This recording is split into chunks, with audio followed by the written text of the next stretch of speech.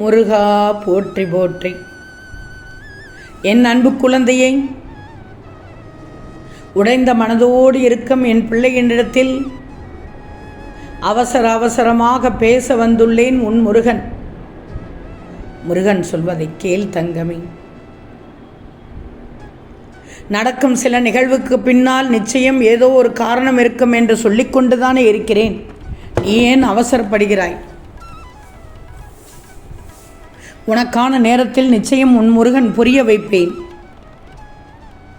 ஒரு சில நிகழ்வு உனக்கு கஷ்டமாகத்தான் இருக்கும்.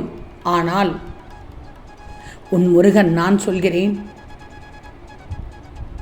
சரியாக நடக்கும், சரியாக நடக்கும் என்று நம்பு. என்னை நம்புகிறாய் தானே? நம்பினால் முழுவதுமாக நீ என்னிடத்தில் கேட்கிறாய், நம்பு என்று கூறிக்கொண்டே இருக்கிறீர்களே முருகா, அவை என்ன மாற்றம் செய்யப் போகிறது என்று தானே உன் கேள்வி. ஒரு வெள்ளை காகிதத்தை எடுத்துக்கோ, அதில் வெள்ளை நிறத்தை பூசு.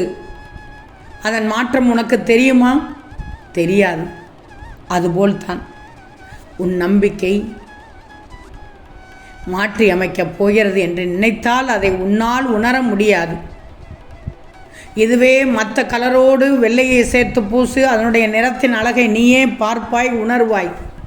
இதுதான் நம்பிக்கை இருந்தால் உன் வாழ்க்கையில் நடக்கும். அத்தனையும் சந்தோஷமான நிறங்களாக வண்ணங்களாக இருக்கும்.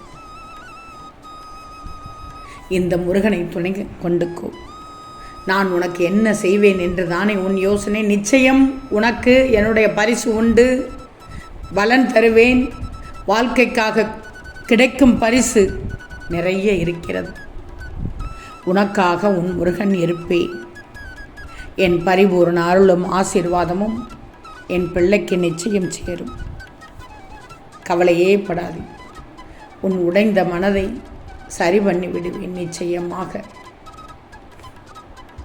முருகா முருகா என்று சொல்லிப்பார். அந்த முருகா முருகா என்று ஒலிக்கும் இடத்தில் எதிர்வினை சக்திகள், எதிரிகள் தொல்லை அனைத்தும் நீங்கிவிடும் தங்கமே. கவலைப்படாது.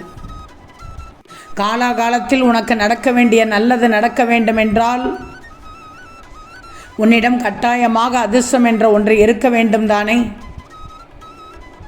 எல்லா விஷயங்களும் கைகூடி வருகிறது முருகா, ஆனால் ஒரு நல்லது கூட நடக்கவே மாட்டேங்கிறது தான் உன்னுடைய கேள்வி.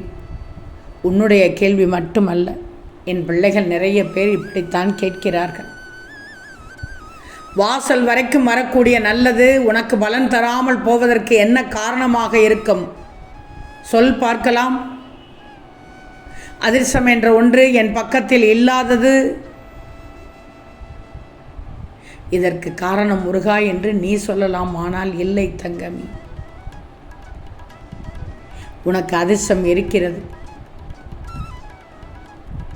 இன்று காலை என்னை பார்த்த நொடி முதல் உனக்கு அதிர்ஷ்டம் இருக்கிறது. உடைந்த மனதோடு காயப்பட்டு வருத்தத்தோடு இருந்தால் எப்படி தங்கமே? நம்பணும், என் முருகன் இருக்கிறார். இன்று எனக்கானது நல்லது நடக்கும். முருகன் சொன்னால் சொன்னபடி செய்வார் என்று நீ நம்பணும். உன் தேடலுக்கு கிடைக்கும் நிச்சயமாக பரிசு. எல்லாமே உன் கையில் தான் இருக்கிறது. ஏமாற்றமான சூழ்நிலைகளை மாற்றும் வழிதான் என்ன? வாழ கற்றுக்கொள்ளும் வழிகளை முதலில் நீ தெரிஞ்சுக்கும். எதற்காக யாரையும் தேடி அலைகிறாய்? வேண்டவே வேண்டாம். உன்னை மதிக்காதவரிடத்தில் எதையும் கொட்டி விடாதே என்று உனக்கு எத்தனை முறை அறிவுரை சொல்கிறேன். நியாயம் வேண்டுமென்றால் என்னிடத்தில் மட்டும்தான் நீ பேசணும். நான் பார்த்து கொள்கிறேன். கவலைப்படக்கூடாது. காலத்தின் தீர்ப்பையும் ஏற்றுக்கொண்டுதான் ஆகணும். அதற்கு நிச்சயமாக நான் வழிவகுப்பேன். இந்த முருகனின் வார்த்தைகளை உற்று கவனி.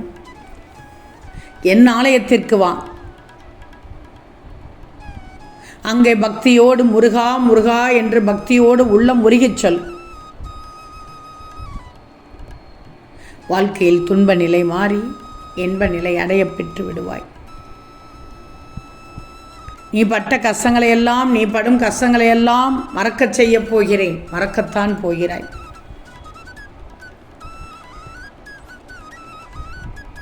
புரிகிறதா தங்கமி? பாலைவனத்தில் நடக்கும்போது ஏற்படும் களைப்பை போக்கி தற்காலிகமாக நிழல் தரும் சின்ன சோலைதான் இன்பம். துன்பம் கூட அதுபோல்தான்.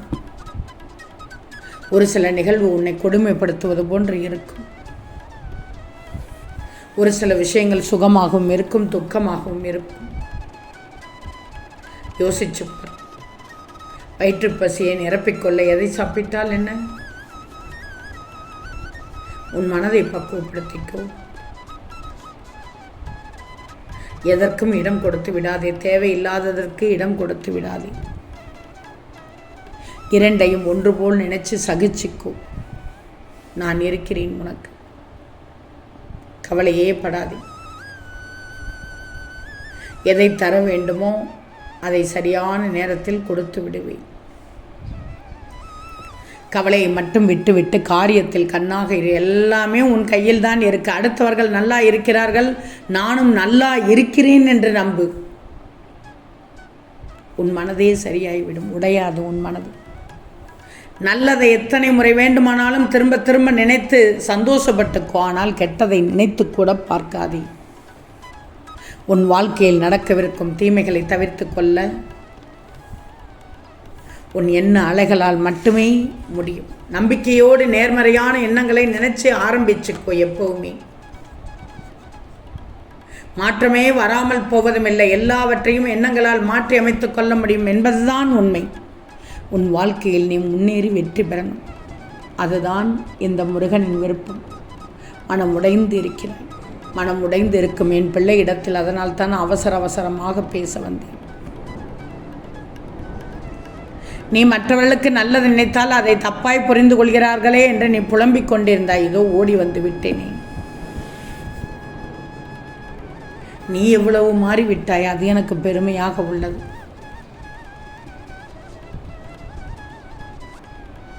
கஷ்டப்பட்டாலும் உன்னை கரை சேர்த்து விடுவேன்.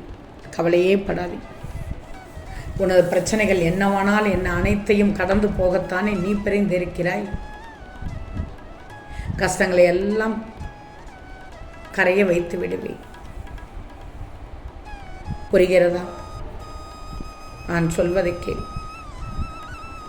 நீ என்னை முழுமையாக புரிஞ்சுக்கோ. பொறுமையாக இருக்கணும். அவசரப்படக்கூடாது. நீ என்னை பார்ப்பது கூட சுலபம் அல்ல. எத்தனை பேர் தவம் இருக்கிறார்கள். ஆனால் என் பிள்ளையினிடத்தில் ஏன் பேச வந்தேன்? மிகவும் வாட்டத்தோடு இருந்தாய். மனம் உடைந்திருந்தாய்.